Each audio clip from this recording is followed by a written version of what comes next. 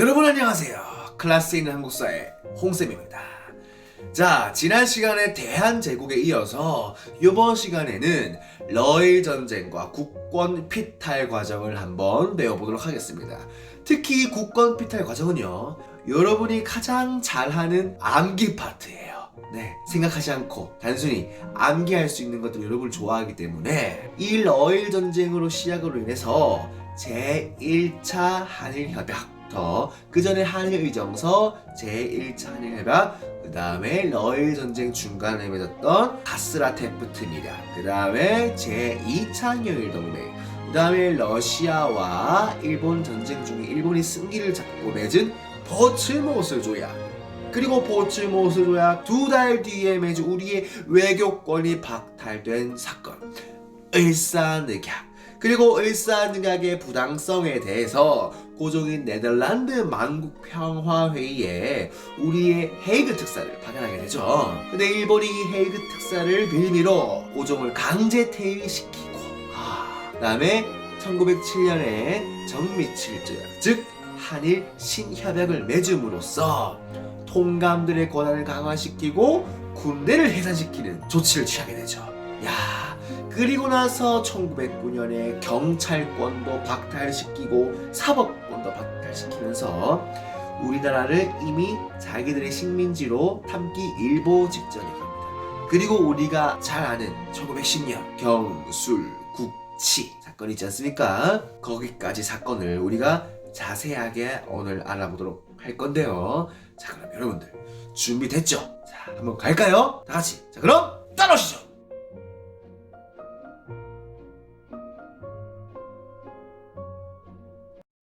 자, 이번 시간에는 러일 전쟁과 일제 침략에 대해서 배워볼 건데요. 이 파트는 조금 복잡해 보일 수 있어도 하나하나 제대로 파악하다 보면은 괜찮습니다. 특히 지금 학습지 76쪽인 내용은 이 러일 전쟁으로 시작해서 한일 강제병합이 있던 경수국치 이전까지의 과정을 담고 있어요. 자, 우리 오늘 학습지를 하기 전에 먼저 교과서를 같이 읽고 시작하도록 하겠습니다. 자, 교과서 123쪽을 핍니다. 자, 123쪽에서 첫 번째, 일본이 한국을 강제로 병합하다. 이 내용을 바로 경술국치라고 할 수 있죠. 자, 읽어볼까요? 여기 있는 사진을 일본이 이란 병합 기념이라는 제목으로 발행한 엽서이다. 자, 일본이 한국 강제 병합을 통해 영토를 넓혔다는 점, 그 다음에 강제적인 조약이 아니라 동등한 입장에서 맺은 것이라는 점, 그 다음에 강제 병합이 동양 평화를 위한 일이었다는 점 등을 선전하려는 의도가 있습니다. 여기는 엽서의 오른쪽에는 일본 메이지 국왕이 칼을 쥐고 있는 사진을 놓고 그 옆에는 국화와 일본 왕실을 상징하는 새를 그려넣었다. 그리고 대한제국의 순종 황제 사진을 그 아래에 배치하였다. 순종이란 거는 우리나라에서 마지막 왕이죠. 제국주의의 길을 들어선 일본은 결국 한국의 국권을 강탈하고 한국을 강제 병합하기에 이르렀다.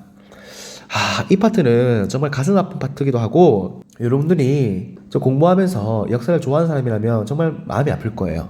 자, 이 이란 병합 기념 엽서를 보면요, 이 기념 엽서의 대부분은 합방 기념이라는 표현을 사용하였는데요. 합방이란 말은 여러분 대등한 조건에서 하는 것이어서 일본 입장에서 보면 조선이 일본의 영토가 되었다는 의미를 담을 수가 없습니다. 따라서 일본 엽서에는 일한 병합 기념 또는 일한 합병 기념으로 표기되었다는 거죠. 자, 러일 전쟁의 발발.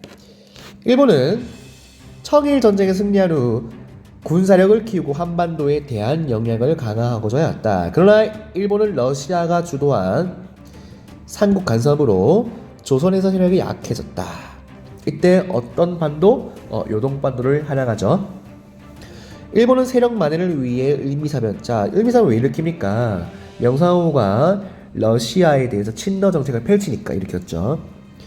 아간파천으로 고종이 조선에서 일본의 영향력을 위축되었고 러시아의 발언권이 커졌다.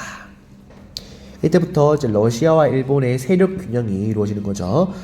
그러던 중 중국에서 의화단 운동이 일어났고, 자, 의화단 운동이 뭐 일어나면 여기 나와 있습니다. 여기 뭔지. 이를 진압하기 위해 일본은 비롯한 열강은 연합군을 구성하였다. 러시아가 의화단을 진압한 이후에도 만주에 주둔시킨 군대를 철수하지 않자 영국과 일본은 러시아를 견제하기 위해 제1차 영일 동맹을 체결하였다. 자, 여기부터 시작이에요. 자, 여기부터 나중에 러일 전쟁에서 일본이 이길 수밖에 없었던 이유가 이때부터 등장합니다. 1902년에 벌써 영국과 일본이 동맹을 맺었다는 거야.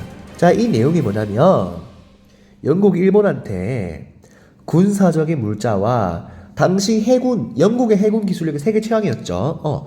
해군 기술력을 전폭적인 지지를 한다는 내용이 있어요. 왜? 서로 식민지를 건설하기 위해서, 뭐 영국은 인도를 먹기 위해서, 일본은 뭐 조선을 먹기 위해서라는 의도가 있죠. 어쨌든 둘 다 러시아를 견제하기 위해서. 영국은 러시아보다 일본이 조금 더 자신한테는 약했다고 생각했거든요. 자, 이 무렵 러시아는 압록강 일대의 삼림 체벌권을 보호하는 구실로 어디를 점령하였다? 한국의 용안포를 점령하였다. 자, 이 용안포 점령이 러시아의 특히 러일 전쟁의 직접적인 배경입니다. 용안포 점령 사건. 러시아의 팽창이 한국을 장악하는 데 큰 위협이 된다고 우려한 일본은 러시아와의 전쟁을 준비하였다. 이러한 가운데 일본군은 인천항과 리순항에 정박해 있던 러시아 군함을 기습 공격하여 전쟁을 일으켰다. 이게 바로 러일 전쟁. 항상 일본은 기습 공격이에요. 청일 전쟁도, 그 다음에 나중에 일으킬 태평양 전쟁 때 진주만 기습 작전도. 아무튼 뭐 전쟁 때 야습한 게 없지만 야습하죠. 일본이 리순항을 함락하고 동해에서 러시아의 발트 함대를 격파하는 등 전쟁의 승기를 잡자 러시아는 미국의 중재로 일본과 포츠모스 조약을 체결하였다. 이 포츠모스 조약 때문에 이때부터 바로 한 달 직전에 조선은 이미 일본 거라고 다름없는 조약인 거. 이거는 또 자세히 설명할 겁니다. 자, 밑에 보면은 러일 전쟁의 전개 과정이 있죠. 자, 이거 여러분이 공부하면서 한번 보세요. 다 일본이 다 박살납니다. 자, 우리 다음 쪽을 한번 볼까요? 자, 다음 쪽 124쪽을 봅니다. 한일의정서와 일본의 내정 간서. 자, 여기부터는 정말 시험에 자주 나오는 우리 조약 내용들이 등장합니다. 자, 이때부터는 여러분이 좋아하는 외우는 내용, 단순히 외우는 내용이 등장하는 거예요. 자, 봅시다. 러시아와 일본이 전쟁을 벌일 조짐을 보이자 대한제국 정부는 전시국의 중립을 선언하였다. 왜? 우리는 누구 편도 들지 않겠다. 어떤 편을 들었을 때 그 나라가 지면 큰일 나잖아. 그래서 국외 중립 선언을 선언한 거죠. 고종이. 이는 한국을 중립지대로 보장받아 한국의 영토가 전쟁터로 변하는 것을 막기 위함이었다. 그러나 일본은 이를 무시하고 전쟁을 일으켰으며 한성의 군대를 주둔시킨 후 한일 의정서를 체결을 강요하였다. 1904년 2월. 자, 한일 의정서의 내용이 뭐냐면 이 한일 의정서를 근거로 일본이 대한제국의 영토를 일본의 전략적, 군사적 용도를 사용할 수 있게 되었고 여러 이권을 점유할 수 있었던 거죠. 그리고 한국의 통신기관을 군용으로 접수하고 경부선, 경의선, 철도 부서권도 넘어받았습니다. 이를 체결하여 일본은 전쟁 수행에 필요한 경우 한국의 영토를 군사기지로 사용할 수 있는 권리를 획득하였다. 이게 내용이죠. 한일정서 내용. 또한 한국의 내정에 간섭하였고 한국이 러시아를 비롯한 열강에 접근한 것을 막았다. 이게 한일정서 내용입니다. 자, 일본은 러일 전쟁에서 전세가 유리해지자 한국의 보호국화 계획을 마련하였다. 이에 따라 일본은 한국의 제1차 한일협약의 체결을 강요하고 1904년 8월 재정고문으로 일본이 메가타를, 외교고문으로 미국인 스티븐스를 파견하였다. 이로써 일본은 한국의 재정과 외교에 본격적으로 간섭하였다. 제1차 한일협약은요, 바로 이 러일 전쟁에서 승기를 잡은 일본이 한국의 재정과 외교 정책을 쇄신하기 위해서 각종 고문을 파는, 즉 고문정치예요.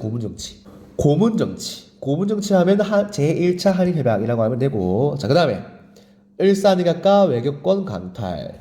러일 전쟁에서 승기를 잡은 일본은 1905년 7월 미국과 저번에 배웠죠. 가스라테프트 미락을 체결하였다. 여기서 일본은 미국의 필리핀 지배를 인정하고 미국으로부터 한국에 대한 지배권을 인정받았다.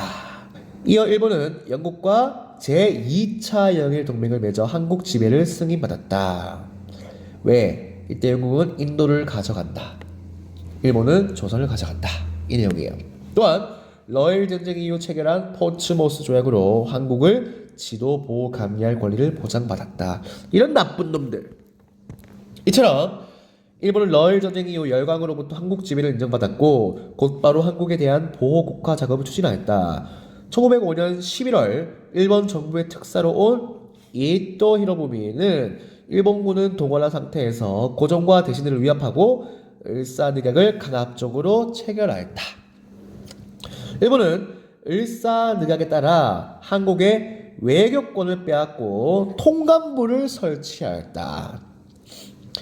통감부는 한국 정부 조직 속의 행정기구는 아니었지만요, 외부 조직으로서 한국 정치에 간섭하고 감독하는 우월적인 기구였어요. 그러니까 통감부를 설치하였다 나와도 을사늑약이라 알 수 있어야 되죠. 이것도 11월 모의고사 나왔죠. 이후 이토 히로부미가 초대 통감부를 부임하여 한국의 외교 업무를 담당하였다. 이로써 한국의 국권은 본격적으로 침탈당하였다. 자기 말은 통감. 여기 역사 다각에서 을사늑약의 부당성이 적혀 있습니다. 이거 보면은 조약의 명칭이 없죠. 맨 앞장이. 그러니까 초대 통감 이토 히로부미, 그러니까 즉 이 을사늑약은 일본이 강제로 체결하는 바람에 공식 명칭조차 써넣지 못하였어요. 그러니까 이 원본의 첫 장 첫 줄이 빈칸으로 남아있던 거죠.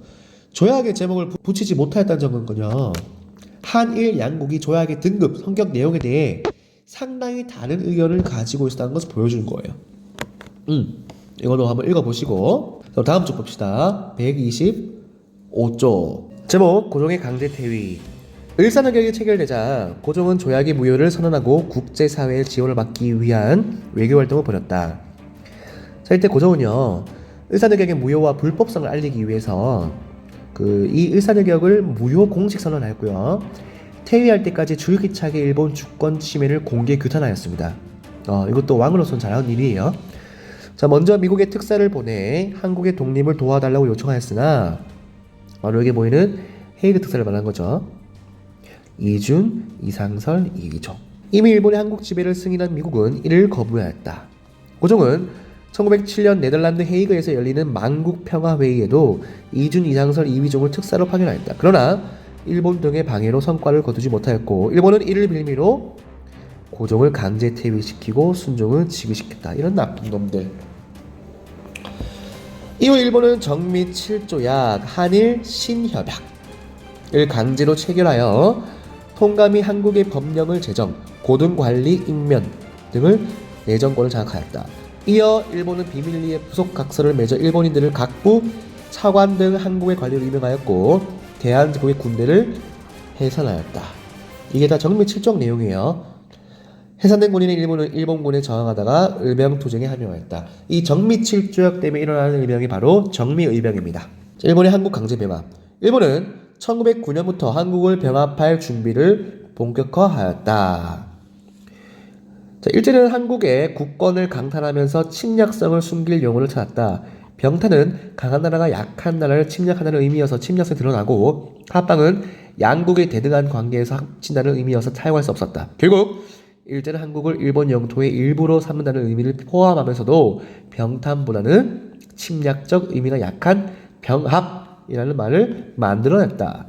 그러나 일제 한국 병합은 사실상 병탄이었다. 1909년 7월에는 한국의 사법권과 감옥 관리권을 빼앗고 법부와 군부를 폐지하였으며 10월에는 안중근이 이토 히로부미를 만주 하얼빈역에서 처단한 사건을 구실로 삼아 한국 병합에 대한 여론을 유도하였다. 아울러 친일 단체인 일진회가 대한제국의 황제와 통감에게 합방 청원서를 제출하였다. 자, 일진회는요 1904년에서부터 1910년 사이에 송병준의 유신회를 개칭한 단체예요. 이거 정말 친일 단체. 일본은 러시아, 영국, 프랑스로부터 한국 병합을 승인받고 한국 병합 조약을 강제로 체결하였다. 1910년 8월 10일. 이게 뭐다?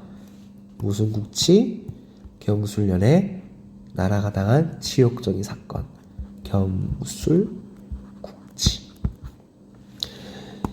이 조약의 체결로 국권을 상실한 대한제국은 조선이라 불렸고 조선 총독이 최고 통치자로 군림하였다.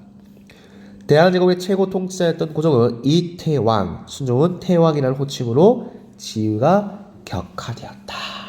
당시 열강이요, 이 아시아를 식민지로 지배하는 것을 어떻게 생각하시에 대해서 나와 있습니다.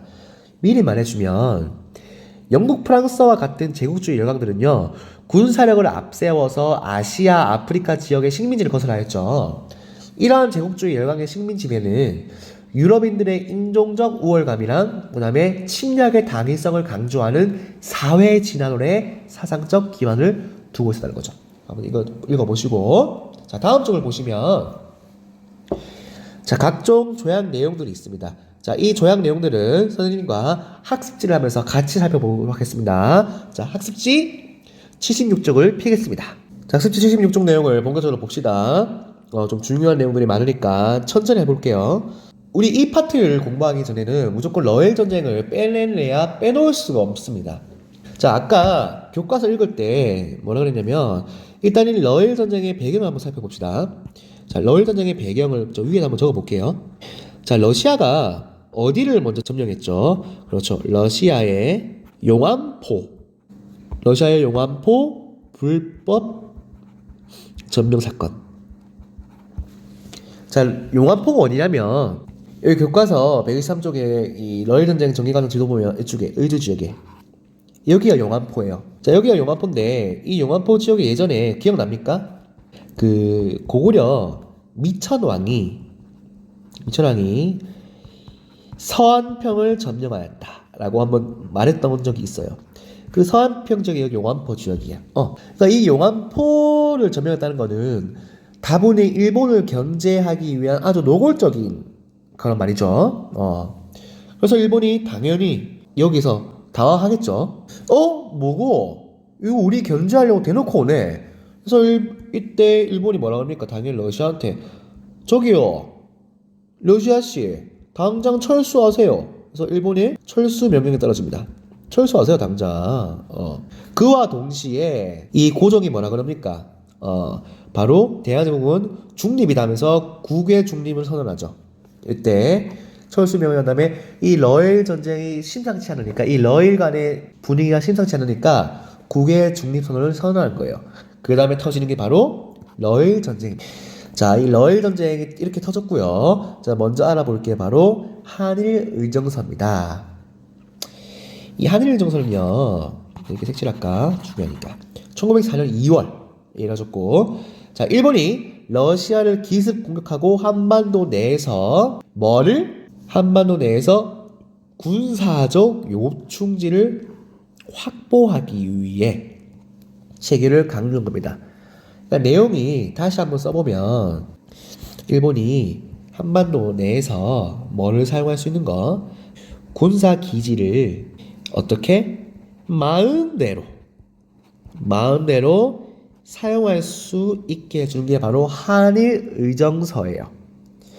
자, 그 다음에 이 내용 중에 또 뭐가 있냐면, 조선은 제3국과 조약 체결을 금지한다 라는 내용도 포함되어 있고요. 이 군사기지를 마음대로 사용하면서 어디를 불법 점령하냐면, 이것 때문에, 그렇죠, 독도를 불법 점령합니다. 이 한일 의정서에 인해서요. 아주 나쁜 새끼들이에요. 자, 그 다음에 제1차 한일협약 한번 보겠습니다. 1904년 8월 제1차 한일협약. 내가 아까 교과서 읽을 때 말했죠. 이 러일 전쟁에서 전세가 유리해진 일본이 다시 요구를 하는 거예요.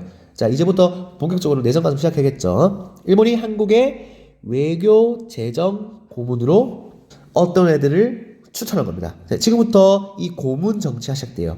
여러분, 일본군란 이후에 뭐 각종 멜렌도르프, 마젠창, 위안스카이 같은 고문이 들어오죠. 청나라 내전 가슴처럼. 그래서 이 일본도 내전 가슴 시작되는데, 자, 이때 파견된 외교 고문이 누구냐면 아주 나쁜 친일 미국인 스티븐스. 빨간색 써야겠다. 빨간색 쓸게요. 아, 선생님이 코가 자꾸 막히네. 아, 미안해요, 여러분. 스티븐스. 그 다음에 재정 고문이었던 일본인 메가타. 이 메가타는 굉장히 야섭하게 읽어줘야 돼. 메가타, 나쁜 새끼들. 특히 선생님 적어줄게요. 이 스티븐스는 미국인인데 친일 미국인이에요. 그러니까 일본을 겁나 찬양하는 미국인인 거예요. 그러니까 뭐라고 그러냐면 조선이 앞으로 살 길은 오직 일본한테 나라를 파는 일밖에 없다라고 말한 망할 놈의 새끼예요. 그리고 이 새끼들 그 1905년에 그 외교권 받겠던 거 뭐죠? 일산늑약. 이 일산늑약에 외교권을 박탈시킨 장본인입니다. 장본인이에요. 그러니까 이 일본한테 뭐라 그러냐면 스티븐스가 일단 조선을 받기 전에는 반드시 외교권을 박탈해야 됩니다. 왜? 외교권을 먼저 박탈해야 이 조선의 다른 나라랑 조약을 맺을 수가 없기 때문에 그런 거에 대해서 우위를 가질 수 있는 거죠. 일본이 가면서. 나쁜 새끼죠. 그러니까 이 나중에 스티븐스가 무슨 사건을 당합니까? 1908년에 샌프란시스코에 있는 그 오클랜드 있어. 오클랜드 항구에서 누구한테? 장인환, 그 다음에 전명운에 의해 사살됩니다. 자, 이 장인환과 전명운이 이 스티븐스를 사살한 내용도 겁나 되게 재밌어요. 이 오클랜드 항구에서 먼저 먼저 전명운이 이 스티븐스를 보고 총을 쐈는데 불발된 거예요. 그래서 불발되자마자 이 스티븐스에 가서 몸싸움을 할 때 이 장인환이가 여기다 총을 딱 쏜 거예요. 총을 딱 3방 쐈어, 3방. 2방은 스티븐스의 심장에 관통하고 한 발이 이 전명훈의 어깨에 관통당하는 거죠. 그러니까 둘이 몰랐어요, 서로 언제 스티븐스를 죽이자고 합의한 게 아니야. 그러니까 1908년에 우연히 같이 만나게 된 거예요. 이거 굉장히 재밌지 않습니까? 여기에 대해서 조금 더 자세히 보려면 유튜브에다가 스티븐스 또는 이 장인환 전명훈 치면 재밌는 영상이 많이 나와요. 그거 보시면 될 것 같아요. 그 다음에 이 나쁜 새끼가 바로 이 메가타예요. 재정고문. 이 새끼가 뭐 하냐면 바로 1905년에 화폐 정리 사업을 합니다.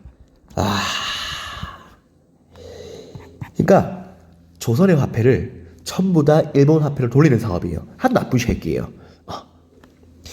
자, 이게 바로 제1차 한일협약입니다. 고문정치. 자, 알겠나요? 자, 그 다음에 그 을사늑약을 하기 전에 먼저 을사늑약 전에 각종 열강들과 일본 사이에서 그 밀약이 맺어집니다. 자, 이걸 우리가 일본의 한반도 지배에 대한 열강의 승리를 표현하는데, 자, 첫 번째 1905년 7월에 가스라 테프트 밀약이 맺어집니다. 자, 가스라는 일본의 수장이었고 테프트는 미국의 국방부 장관이었어요. 가스라 일본은 너희는 한국 먹어라, 한국. 우리 필리핀 먹을게 라고 몰래 약속하는 거죠. 아휴 진짜. 자, 그 다음에 1905년 다 1905년이에요 8월에 무슨 동맹? 제2차 영일동맹이 맺어집니다. 자, 제1차 영일동맹은 그 1902년에 맺어진다고 아까 교과서에 설명했죠. 이때 영국은 우리는 인도 먹을게, 너희는 한국 먹어라 라고 밀약을 맺어요. 자, 그 다음에 중요한 게 뭐냐, 바로 러일 전쟁에서 이제 거의 이기 직전 승기를 잡았던 일본이 러시아와 포츠모스 조약을 맺게 됩니다. 언제? 1905년 9월에 한반도 지배를 승인받게 되는 거죠. 야, 러시아 한반도 이제 내 거다. 건들지 마라. 오케이? 자, 그 다음에 내용 한 개 더 있어요. 자, 이때 러시아부터 받는 땅이 또 있는데 어떤 땅을 받냐면 바로 사할린, 즉 그 일본 북해에 있는 섬 사할린을 하락받아요. 사할린이 뭐냐? 여러분 이게 지도 있죠, 이렇게. 여기 일본이죠, 일본. 이 일본 맨 홋카이도 지방 이 지역 맨 끝 지역이 원래는 러시아 땅이었는데 이 지역을 일본에 넘겨주게 되는 거죠. 그래서 오늘날 일본의 국토가 완성이 되는 거예요. 이게 바로 무슨 조약? 포츠모스 조약. 그래서 1905년 7월, 8월, 9월에 차례대로 미국, 영국, 러시아로부터 한반도의 지배를 인정받게 돼서 1905년 몇 월? 11월에 우리나라 외교권이 박탈당하는 사건. 무슨 늑약? 그렇죠. 을사늑약이 체결되게 됩니다. 여러분, 왜 러시아와 일본 전쟁에서 열강들이 일본한테 지원했냐면, 생각해봐요. 열강들의 입장에서는 러시아가 껄끄럽습니까? 일본이 껄끄럽습니까? 그렇죠. 러시아가 땅덩어리 넓고 유럽이랑 붙어있으니까 러시아를 지원하기보다는 일본을 지원해서 우리 말을 잘 듣도록 하게 하는 게 이 열강에 있어서 이점인 거야. 근데 일본이 점점 커지고 나중에 1940년에 태평양 전쟁을 일으키게 되죠. 자, 여러분, 을사늑약을 다른 말로 뭐라 그러냐면 제2차 한일 협약이라고 그럽니다. 아까 제1차 한일협약은 뭡니까? 그렇죠. 고무정치죠. 스티븐스와 메가타. 자, 제2차 한일협약은 바로 을사늑약이라고 합니다. 자, 이때 강제로 체결하는 거죠. 강제로. 누가 특히 이때 을사오적 새끼들이 주도하게 됩니다. 이 일본의 대한제국에 뭐를 박탈하는 겁니까? 외교권을 강제로 박탈하는 거죠. 누가? 스티븐스라는 새끼가 이거를 주장했어요. 네, 선생님이 전화가 와서 어머니한테 전화 받고 왔어요. 자, 여러분, 일본이 우리나라 권리 중에서 외교권을 첫 번째로 박탈하는 이유가 뭐냐면, 이거 솔직히 좀 약간 자존심 상하는 거예요. 왜냐면 한국에 군사권도 있죠, 사법권도 있죠, 뭐 경찰권 이런 것들 많잖아요. 근데 왜 하필은 외교권일까? 이렇게 생각한 거야. 스티븐스가 이런 말을 했어. 한국은 어차피 군사권이든 사법권이든 이건 상관없다. 후졌다. 다른 나라가 침입을 못하게 외교권을 박탈하는 것이 우선이다 라고 말한 거예요. 그래서 외교권을 먼저 박탈한 거예요. 나중에 경술 국치 이전에 1년 전에 1909년에 사법권과 경찰권을 강탈하는 거죠. 자, 다음에 을사늑약의 두 번째 내용이 뭐냐면 통감부를 설치하는 거예요. 통감부 설치. 자, 통감부가 뭐냐면 지금으로 따지면 외교부예요. 외교부. 자, 이때 초대 통감이 누구다? 이토 히로부미다. 자, 이토 히로부미 나중에 누가 죽인다? 그렇지. 안중근이 만주 하얼빈약에서 죽이죠. 자, 을사늑약을 이렇게까지만 하면 모의고사에서 충분히 맞추는데, 을사늑약을 체결했을 때 가장 나쁜 새끼들이 뭐냐면 바로 을사오적인 거예요. 일단 이 을사오적에 대해서랑 그 다음에 을사늑약을 반대하는 투쟁이 많이 일어났거든요. 거기에 대해서 한번 알아보도록 하겠습니다. 새로 필게요. 페이지를. 선생님이 이렇게 적어봤어요. 많은 내용인데 우리가 이 을사늑약에 대할 때는 조금 아픈 마음을 가지고 이런 것들은 좀 기억해줘야 될 것 같아요. 첫 번째, 나철 오기호가 오적 암살단을 조직합니다. 자, 나철 뭔가 좀 되게 강해 보이지 않습니까? 나철 나철단. 그다음에 오기 굉장히 오기가 강한 사람처럼 보이죠. 그리고 이 오적 암살단이 뭐냐? 그 외교권을 박탈시킨 을사늑약을 맺는데 굉장히 주도적인 역할을 한 나쁜 친일파 새끼들이에요. 자, 일단 우리가 이 오적 암살단이 누가 있는지는 알아야 됩니다. 우리가 먼저까지 뭐 이순신, 김구, 여운형, 윤봉길, 이봉창 이런 분들만 기억하는 거 좋지만 이렇게 나쁜 두고두고 기억하고 욕을 해야 될 이 나쁜 놈들, 이 오적애들도 이름을 기억해야 돼요. 자, 누군지 한번 봅시다. 첫 번째가 바로 여러분 알잖아. 여러분 많이 아는 친일파 누구? 이완용. 야, 이완용과 그 다음에 이지용, 그 다음에 박재순, 그 다음에 권중현. 야, 권중현 임마 진짜 나쁜 새끼입니다. 이것도 나중에 지가 연설할 때 조선이 사는 방법은 일본에게 나라를 파는 방법이 없다. 그 미국 친일 미국인 스티븐스랑 같은 새끼예요, 이 새끼가. 근데 이 새끼는 더한 새끼야. 왜? 조선인이잖아. 그 다음에 이근택, 이완용, 이지용, 박재순, 권중현, 이근택. 이 을사오적은 여러분 반드시 기억해 주시기 바랍니다. 왜?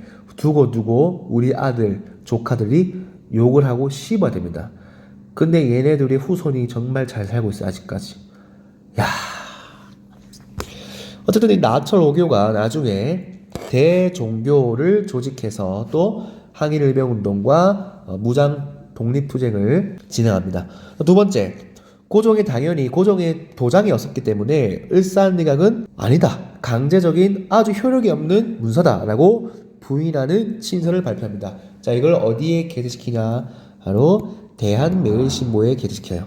우리가 대한매일신보 하면 1907년에 국채보상운동을 지원하는 것처럼 알고 있죠.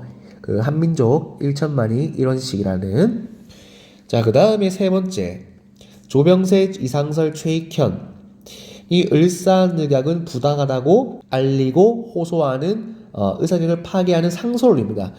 특히 최익현, 요번에 11월 모의고사 나왔죠. 스시마 섬으로 유배가는, 대만으로 유배가게 되죠. 이것 때문에. 그다음 네 번째가 황성신문에서 장지연이 신야 방성대곡이라는 논설을 올립니다. 이게 무슨 말이냐면 이날 목노아 통곡하노라 라는 뜻으로 을사늑약의 부당성을 비판한 내용입니다. 근데 여러분, 이 장지현은요 나중에 굉장한 친일파로 변질됩니다. 그 다음에 민영환도 자결하게 되고요. 특히 이완용은 독립협회 3대 장 역할을 했었어요. 자, 또 돌아와서 자, 여기까지가 일사늑약이었고, 자, 이 1907년이 되면 고종이 뭘 보냅니까? 네덜란드 헤이그에 특사를 보내죠. 왜? 을사늑약은 무효다라고 알리기 위해서 네덜란드에 열렸었던, 헤이그에서 열렸었던 만국평화회의에 이상설, 이준, 이위중을 특사로 파견하게 됩니다.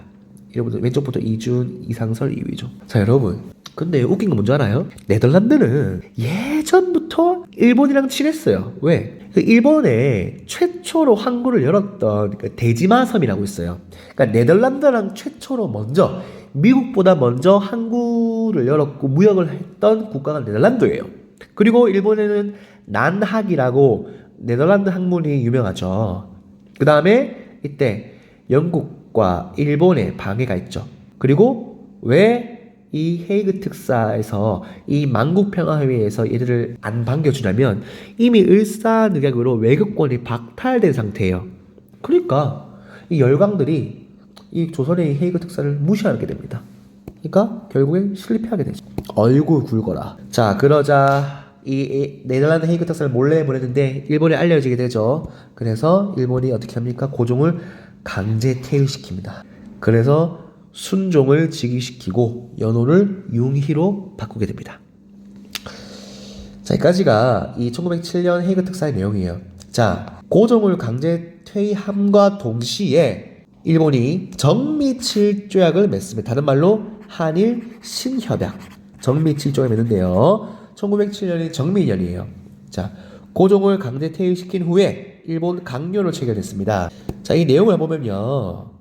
우선 그 을사늑약 때 외교부였던 통감부 설치하죠. 통감부에 있었던 통감애들의 권한을 대폭 강화시킵니다. 그러니까 이 통감의 권한을 어떻게 하냐면 고위 관리 추천권과 인사권을 주게 되는 거죠.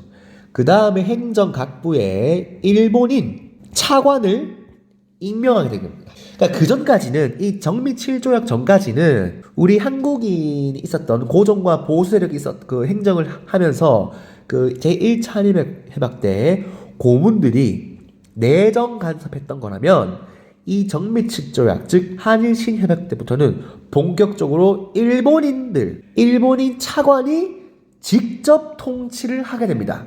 그래서 한국의 행정권을 장악하게 되는 거죠. 이걸 바로 우리가 차관 정치라고 그래요. 무슨 조약? 정미 7조약. 알겠죠? 그 다음에 바로 군대를 해산시키고요. 이 군대를 해산시키자마자 다음 시간에 배울 거 무슨 의병이 일어나냐? 1907년에 정미의병이 일어나요. 뭐 때문에? 고종의 강제 퇴위와 이 군대 해산 때문에 정미의병이 일어나게 됩니다. 자, 그러면 이제 일본은 뭐 쉽습니다. 자연스럽게 1909년에 기유각서라는 걸 통해서 우리나라의 사법권과 마지막에 있는 경찰권을 강탈하게 됩니다. 그 다음에 이 일진이나 같은 나쁜 친일파들이 한일 합방을 청원하게 되는 거죠. 나쁜 새끼들. 그래서 결국 1910년 8월 29일 날 일본에 의해 대한민국이 강제로 병합됩니다. 그게 바로 경술련에 일어난 국가의 치욕적인 사건 경술국치인 겁니다. 국권이 폐탈되죠. 자, 이때 조선 총독부를 설치해서 한국이 일본의 식민지로 전락하게 되고 일대 조선 총독부의 일대 총독이 누구냐? 데라우치가 되는 겁니다. 그래서 봐요. 경복궁 궁전도 앞에 일장기간에 걸리게 됩니다. 자, 이까지가 러일 전쟁과 일제 침략의 내용입니다. 여러분 아까 학습지 76쪽 하면서 선생님이 교과서에서 조약을 확인하고 넘어가게 되는데 좀 빠뜨린 거 있어서 한번 짚고 넘어가도록 할게요. 자, 교과서 126쪽을 핍니다. 자, 교과서 126쪽, 그 다음에 학습지로는 76쪽이죠. 자, 먼저 이 자료 1번을 볼게요. 중요하겠죠. 자료 1번에는 일사늑약이 했는데 우리가 항상 기억해야 될 것이 문제를 풀 때는 이런 제시문을 파악해야 문제에 대한 답을 고를 수 있겠죠. 자, 제2조와 제3조를 봅니다. 자, 보면은 한국 정부는 지금부터 일본국 정부의 중개를 거치지 않고서는 국제적 성질을 가진 어떠한 조약이나 약속을 맺지 않을 것을 서로 약속한다. 자, 이 2조가 바로 어떤 권리가 박탈되는 건가요? 그렇지. 외교권이 박탈당하는 조약 내용이고, 이제 3조의 내용은 바로 통감부를 둔다는 내용이죠. 통감부. 우리가 학습지 76쪽을 봤을 때 일사늑약의 외교권 박탈과 그 다음에 통감부를 설치한다고 배웠죠. 통감부는 오늘날에 어디입니까? 외교부입니다. 특히 이 일사늑약은요, 한국 정부의 외교권을 박탈하고 통감을 임명한다는 일사 내용을 알 수 있듯이 여기서 통감은 대한제국의 외교권을 행사 관리하는 인물이라는 명분을 가졌습니다.